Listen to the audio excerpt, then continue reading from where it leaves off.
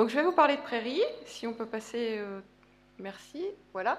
Alors, Prairie est comme les autres 3IA, comme l'expliquait Diana, on a tous des spécificités, et je pense que c'est une des belles choses de cet appel, c'est que nous avons répondu à un appel qui posait un certain nombre de contraintes, mais qui laissait chaque proposition s'ancrer dans son territoire et en utiliser les ressources et les meilleures choses. Alors, je vais vous parler juste de ce qui est différent dans Prairie des autres 3IA que vous avez déjà vus.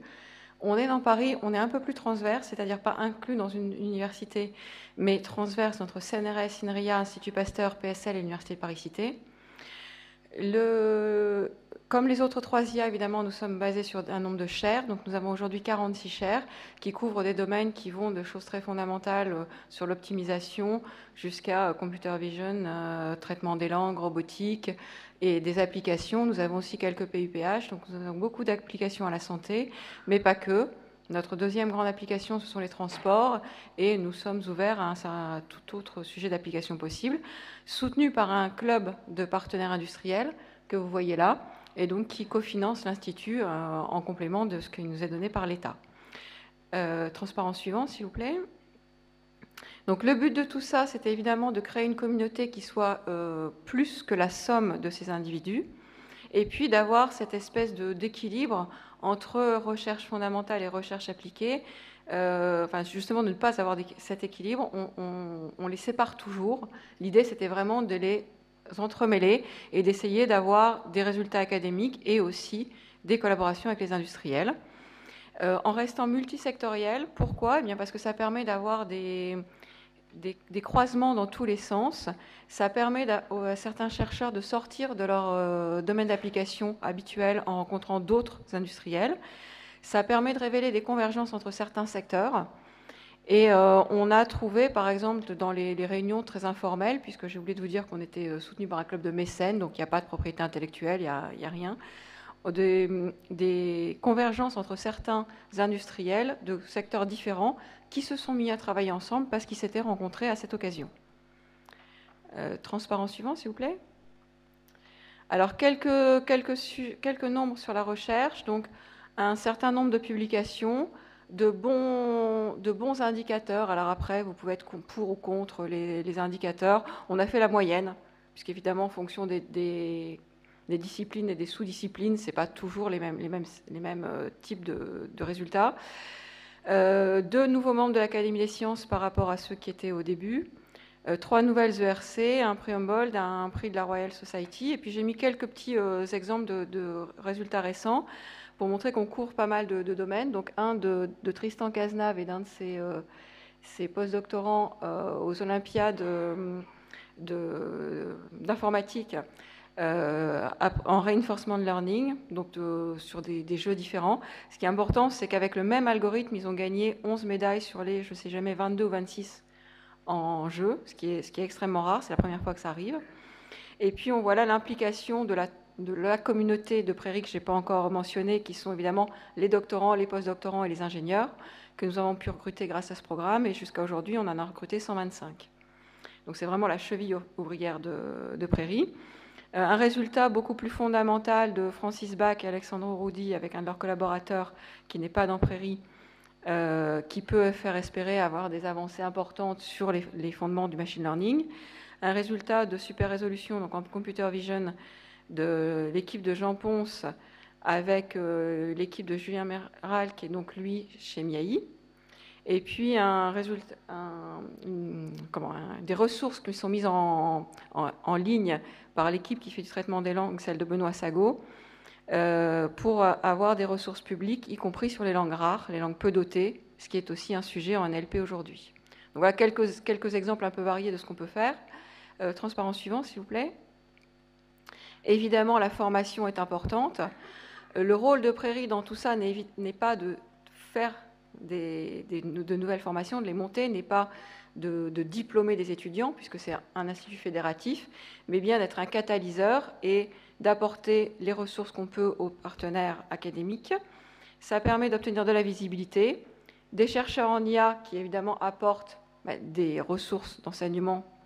On a quand même des master grants, donc des bourses pour les étudiants en master, en particulier pour attirer des étudiants étrangers, et puis quelques locaux aujourd'hui au Paris Santé Campus qui permettent de développer les formations. Alors ça a créé un effet domino chez les partenaires qui ont aggloméré autour de ça un certain nombre d'autres projets, donc par exemple un co-fund à PSL. On a monté un programme avec Dauphine et les mines dans PSL à la carte, en répondant à un appel d'offres de la Société des ingénieurs en automobile.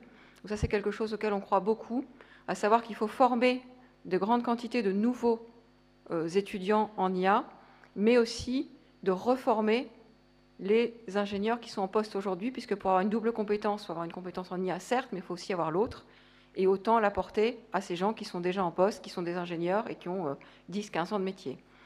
D'autres choses, comme par exemple tout ce qui est parcours double compétence, avec une formation IA et management qui va ouvrir à la rentrée, une formation, des formations de masterclass pour les internes en médecine, des formations aussi avec des appétences pour tout ce qui est innovation, avec le master bio-entrepreneur, excusez-moi, je bafouille. Donc, et un programme transverse dans PSL qui permet à chaque étudiant d'avoir une proposition de module d'IA adapté à son champ principal, économie, physique, chimie, durant sa formation. Donc tout ça s'est évidemment fait un peu à la fois, et ça s'est retrouvé à la fois inclus et partagé dans la proposition Ephelia qui a été faite par l'ensemble des 3 IA. Est-ce que vous pouvez passer? Merci. Donc on s'inscrit dans le réseau 3 IA que je ne présenterai pas puisque Diana l'a déjà parfaitement fait. En Île-de-France, le paysage est assez dense et donc on a aussi d'autres partenaires qui sont là aujourd'hui et qui vont présenter juste après. Et donc comme lien, je peux vous introduire le fait qu'avec les 3 autres instituts de l'Île-de-France, nous avons proposé un projet à la région Île-de-France qui appelle ça des DIM. Et donc nous avons été lauréats, et donc nous avons AI for Île-de-France, qui est un projet structurant de la communauté francilienne qui va permettre d'avoir des allocations doctorales, de l'animation et de l'animation de réseaux de partenaires industriels, et puis également des plateformes partagées. La première qu'on va mettre en place sera une plateforme de robotique, et puis évidemment réseau européen et international avec un partenariat important qui est ELIS, puisque dans ces mêmes 4 institutions d'Île-de-France représentent le premier nœud français d'ELIS. Suivant, s'il vous plaît. Donc, quelques derniers mots sur les événements. Effectivement, la diffusion, c'est très important. Donc, il y a 2 volets principaux. Les événements scientifiques, alors j'en ai mis quelques-uns là. Une école d'été qui nous tient beaucoup à cœur, qui est faite avec MIAI et qui réunit beaucoup de participants, qui a de grands succès, sur laquelle on a essayé avec les partenaires industriels de mettre en place des bourses pour attirer les étudiants qui viennent de pays dans lesquels les universités sont connues pour être moins bien dotées et donc avoir plus de mal à envoyer des étudiants en Europe pour participer à une école d'été. Une école autour de la santé qui est faite avec MIAI et le 3IA Côte d'Azur. Des séminaires réguliers, des colloques, des séminaires qui sont faits avec nos partenaires, par exemple à l'ENS. Et puis évidemment, notre prochain événement scientifique demain avec le réseau allemand. Et puis, dernier slide, des événements à la diffusion de la communauté. Alors, j'en ai mis aussi là quelques-uns. Nous avons inauguré Prairie en 2019. Nous avons fêté les 2 ans cette année, avec chaque fois, en invitant le réseau académique et le réseau des industriels, avec chaque fois plus de 600 participants. Et on a essayé de réunir des tables rondes sur différents sujets. Vous avez quelques photos là. Donc, des choses plus fondamentales, avec par exemple le débat entre Yann Lequin et Raj Reddy, ou des choses autour de la santé, sur la difficulté aujourd'hui d'évaluer les dispositifs de santé pour leur donner un agrément, des choses plus sur la société avec de l'économie, ou la dernière table ronde qui réunissait des responsables de fonds d'investissement.